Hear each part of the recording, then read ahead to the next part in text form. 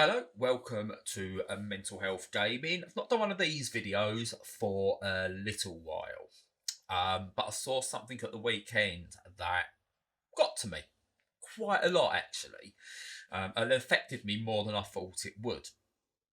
Was walking through town, and whilst we was there was a craft market, shall we say?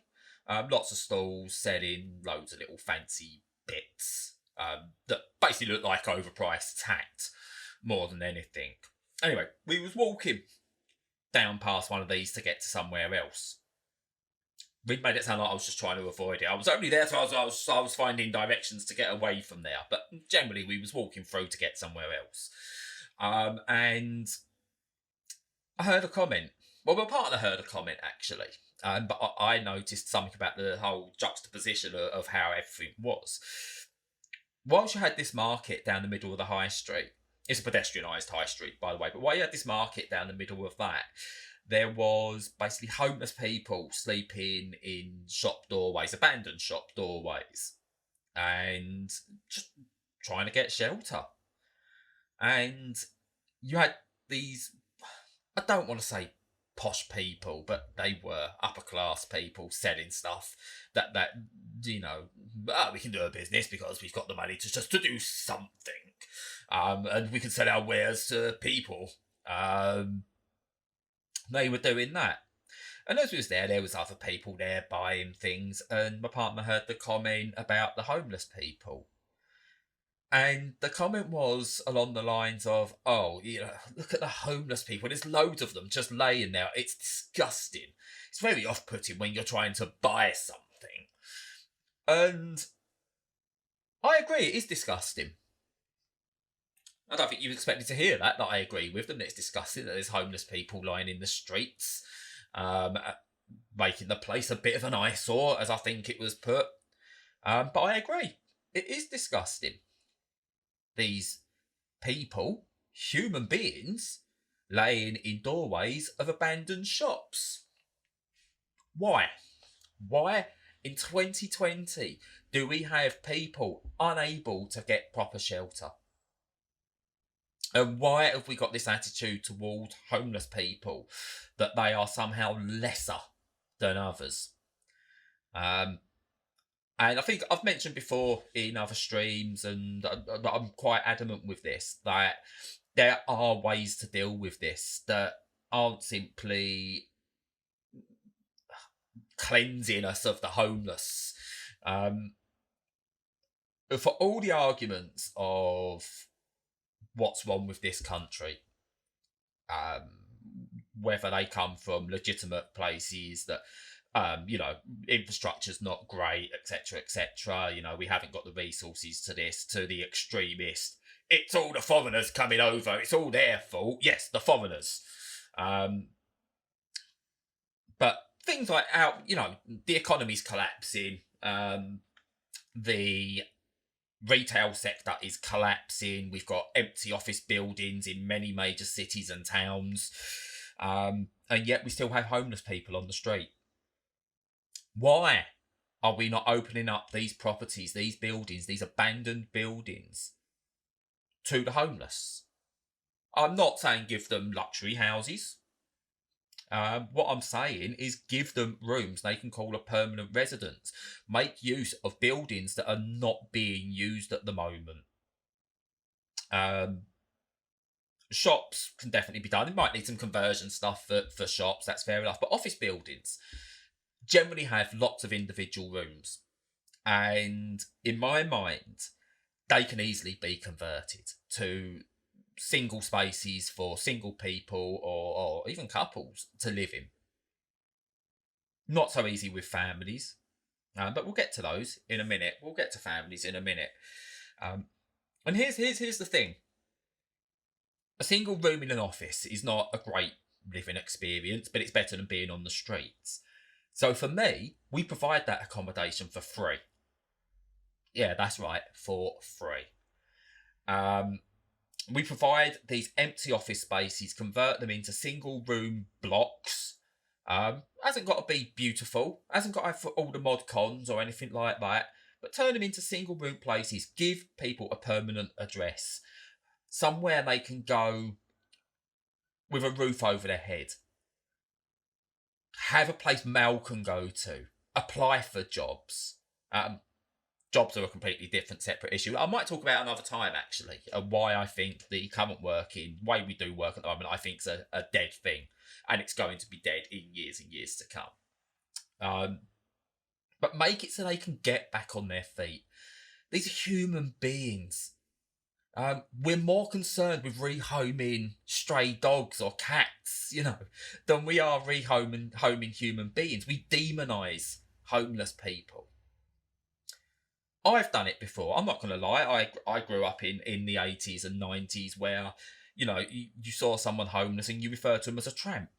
I remember there was a guy near where I used to live, what I believe was a massive house. I think we called it a mansion. It was abandoned. It was run down. It looked like something from The Last of Us. And he lived in there, and he was known as being a local crazy, and he was the local crazy tramp. I think he was called Bill, and yeah, he was mocked. We used to make fun of him. I was a child. I didn't know better. I've grown and I've learned. I find it's fine to make mistakes in the past, and you grow to learn. Look, let me do this right. If I get this right, up there for a card, to a video where I talk about learning about racism and how you can learn from that and grow. So I've used the wrong words before. I'm not going to pretend I'm an angel, and I've demonised homeless people before, but I've grown, and every homeless person you see. And every time you might look at them and go, why are they there? And why they're begging? Maybe not you, but in general, you, whatever. It upsets me. And it really gets to me because I'm come very, very close before to probably having no roof over my head, having no place in my family. It's driven my mental health to go into some very dark places. Along the lines of, well, if I kill myself, maybe, they'll be given a place to stay. Maybe they'll give my family a place to stay if I wasn't here. I don't know where that came from because, you don't often hear about, hey, someone's killed themselves and, all of a sudden the council have given them a home to stay in because they can't afford that rent. Government and local councils, they don't care. So we demonise. You often see it, I bet they're taking drugs. Or they're going to spend it on booze and fags. Look at that one. He's got a mobile phone. What does he need my money for? I'm not giving it to the foreign homeless people. No, I don't mind giving to an English homeless person. I'm not going to give to the foreigner that's begging for money. I'm definitely not going to do that.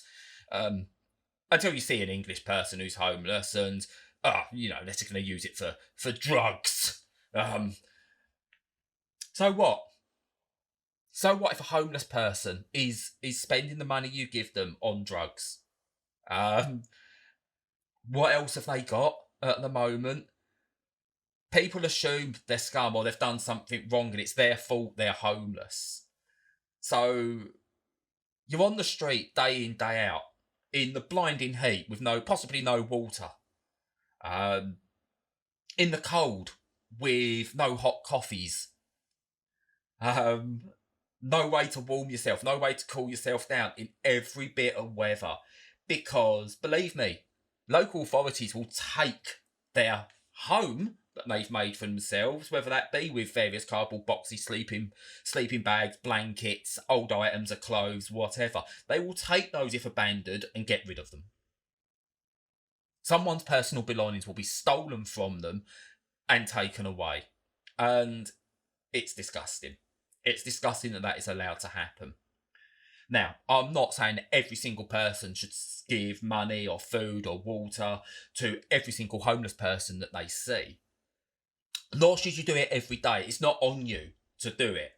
Every time you do it, great. I remember, a couple of weeks ago, I was walking past a blistering heat, and there was she must have been in her 40s, quite possibly, woman just sitting there, just sitting there. She wasn't asking for money. Every so often, I think, like, as someone went past, she sort of like looked up and went, "Have you got any spare change?" But she wasn't begging for money. Every so often, if someone caught her eye line, she'd ask, just pleasantly, because believe it or not, homeless people don't follow you begging for money. Very rarely have they got the energy to beg for money. And I walked past her because I didn't have any change. Didn't have any change to give. Not many of us do anymore, especially now when we're told don't use change, don't use change. You use your cards. So I didn't have any change. Didn't even have any notes. And I walked past her. I got maybe 30 seconds down from it. I went, no, it's too hot. I feel for this poor woman. So I went back, and this wasn't a chance for me to feel good about myself, but I went back and I said, look, I've got no money. Do you want a drink? Do you want a drink of water? It's really hot. And she said, yeah. And I said, is water okay? And she said, do you mind if I have a Coke? Of course not. Of course you can have a Coke. Some people might look at that and go, well, she'd make do with water. Whatever you give her, should be grateful for it. You know, she's there. No. Why can't she have something that she wants? Oh, the Coke, fizzy drinks are, a dehydrator. They're a diuretic, so, it's not good for her.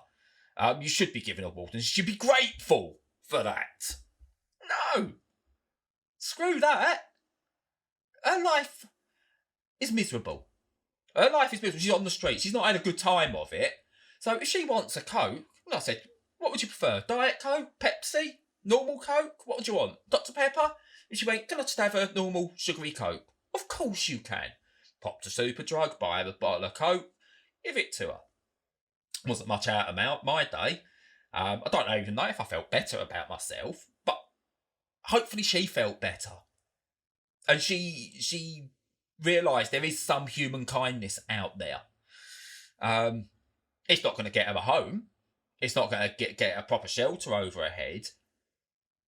But if we all showed a little bit of compassion, and instead of dehumanising and demonising people on the streets, let's humanise them. Imagine that was your mum, your sister, your brother, your father, your son, your daughter, your cousin. Someone you knew had it so hard that they couldn't afford a roof over their head. Would you want to help them? That is someone's relative. They might be on their own now for whatever reason, but that is someone's relative. And things have got so hard, they are on the streets because there's no other way for them. Now, I am not going to turn around and say every single homeless person on the streets is a naturally good person. The same as not everyone who has a home is a naturally good person. There's nuance to it. There are people on the streets that have probably been complete arseholes their entire life. Doesn't mean they deserve to be on the streets. There's people in prison who don't deserve to be in prison. We know that for sure. Maybe they don't deserve sympathy for acts they've made in the past. But are you telling me that you really think, or people telling me that they really think that someone deserves to be on the streets? Now, I'm going to name it because I'm very much leftist. I'm not upper class at all. I grew up on council houses, council estates, a lot. I grew up in those sort of places. So I'm working class, maybe even below that to a degree. But I live in a place called Chelmsford. And that is a place that is way above its own station. It's apparently a city. It's a city in as much as it's called a city. It's more a town. But it's very up itself. You go even sort of like slightly out as well to one of the villages. It is up itself. And people don't want the homeless round here. But there's a reason there's a lot of homeless in Chelmsford. Because as it's become more and more up itself, prices have gone up. Rent prices have gone up. Buying places you can't... Well, no one can afford that these days anyway, from my generation and below. But those prices have gone up. And people are being priced out. And there's nowhere to go. So people who are local to the area stay local. They want to stay local. Now, we're drowning here. We're drowning. We can't afford our rent as it is, if it ever gets put up. And we're lucky. Our landlord is great. Our landlord is absolutely fantastic. She's never put our rent up in the 7 years now we've been here. Because if we was paying what the going rate for rent here is for our 2-bedroom flat, we wouldn't be here. Now, we might get emergency accommodation because we've got, young children and things like that, but we wouldn't be here. Without them, we'd be on the streets. So we've got to move away to somewhere we can afford, because we can't afford to stay here. And that's the same for many people. And I look at it that if I had the chance just to keep my family in a single room in an office block, just as somewhere to get back on our feet so we can continue to work or apply for jobs, look for work, then I'd take it. And I know probably for a fact, most, if not all, homeless people would take it. A roof over their head, and we don't charge them. We just give them a place that they can get back on their feet. But who's going to foot that bill? The taxpayer's going to have to do that, I hear you say. Yeah. Or the government can produce more money. Because here's the thing about money. It's about as real as Santa Claus and the Tooth Fairy. I get why it's been brought in. You need to show them people work, they get this for it, and they can use what they've earned through work via money to go and buy things. But we can do it another way. There are other ways around it. I might go into that in another video. So the government could fund these buildings, these single room buildings. Even maybe, go luxury, go to 2 or 3 room areas that, families can have. Maybe. We're quite willing to stick a family at the top of a tower block and let it burn down. So there's no reason why we couldn't use converted office buildings to cram some families in if need be, if things got absolutely desperate, rather than put them out on the street. And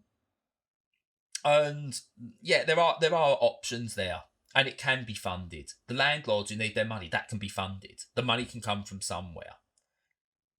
Marcus Rashford, I'm going slightly off here, is doing his absolute best to try and bring awareness to child poverty, to make sure children get to eat food.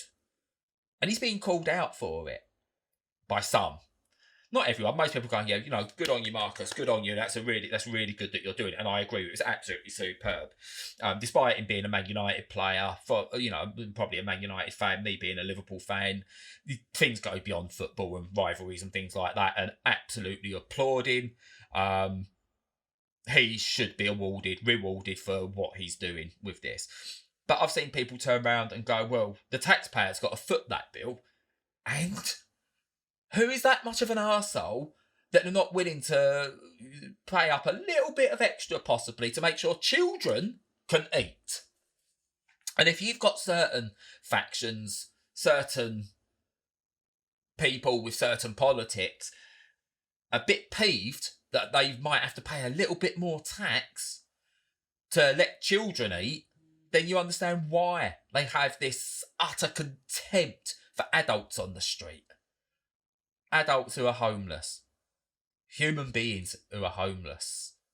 Never let it get away from that human beings are behind all of this. And we are cruel to other human beings. And it's them, it's their fault. They must be there because they're a criminal, because they've done something bad. No, not just because they were priced out of a property, that there's a falling job market, that capitalism is taking over. You've got to have everything. There's the drive, there's the fear of missing out. You've got to have this, you've got to have that. And if you don't have that, you're not good enough. And if you can't do that job, you can't get that job. You can't get experience because you haven't got a job to get the experience. And you get driven further and further and further and further down. You get put down further and harder and harder. And it's very hard to claw back up eventually until you've got nothing left and you're on the streets. Is that everyone? No, it's not everyone. But it is the case for some. We need to stop demonising people and thinking they deserve to be where they are. We need to do more. Trying to keep a roof over your head has driven me into dark places with my mental health. the fear takes over. There's a darkness that takes over. And I'm lucky that I've not succumbed to that completely yet, because there's every chance I could have been like that. I could have been on the streets. But I'm not. I'm lucky. There's a lot of people that aren't. I don't know what the solution is, in terms of what I can do about it, what you can do about it. And I don't even know what the point of this video is, to a degree. But something needs doing. And I don't know if this video reaches one person and they take action, and that leads to someone else taking action, maybe another couple of other people taking action, and it spreads and we can do something, then great. But yeah, I don't know what this video is actually for, but it's something that I saw at the weekend, and I had to get it out there. I'll probably discuss it more on the podcast as well. But I felt this needed something I need to get off my chest and talk about properly. And so, yeah, there's that. I suppose I should do the usual YouTube stuff for the algorithms and things like that. So if you like this video, please like and subscribe. That's down here somewhere. You can see, didn't realise I had all that on. Look, you can see all that there. Like, subscribe, and if you've got any ideas, comment below. Tell me if you've got any ideas what could work, or if you think I'm really wide of the mark. Maybe I'm just too soft. I don't think I am. I care for other human beings. So, there's that. Yeah, thank you. Goodbye.